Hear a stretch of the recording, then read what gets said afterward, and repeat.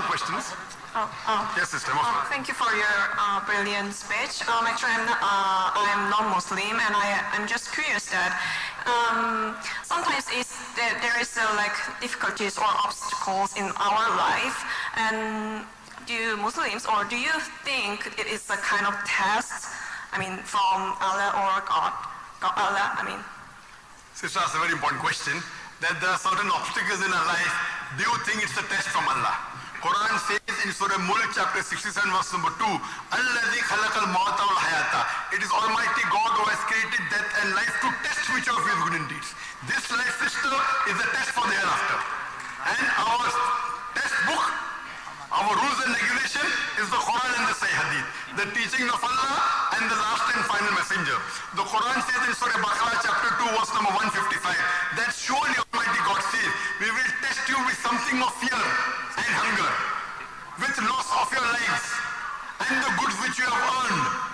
So Almighty God says, He will test you with fear, with hunger, with loss of life, with loss of wealth. Quran also says, Surah Baqarah and Surah Anam, that your children and your wealth is a test for you. Quran says that your wife is a test for you. That means your children, if you love your child, and if the child sees to do something against Almighty God, arey bacche ke liye you will do anything. You know, many a time, many parents will do anything for their son or for their daughter, even go against Allah. So yeah, God is testing you. So this life, sister, the difficulty and the good things is the test. That do you believe in Allah? And a good believer, a good Muslim, even in good times, he says, Alhamdulillah, thank you Allah. Even in bad times, he says, thank you Allah.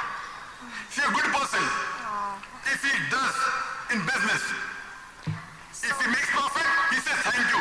If he makes a loss, he says, thank you, I made only small loss, I didn't make a big loss. A good believer, you know, there someone was complaining because he had no shoes, until he saw a man who had no feet. So good Muslim thanks Allah. Yes, sister. Sometimes some people, when we feel completely alone, sometimes they want to rely on someone, and I think that is one of the, one of the reasons why we believe God. But is it allowed in Muslims or in? As far as someone, if he has problems and difficulties, can he rely on someone? The main person relies is Almighty God, major help. There can be something, for example, if I want to shift the table, I ask my friend to help me, that's allowed.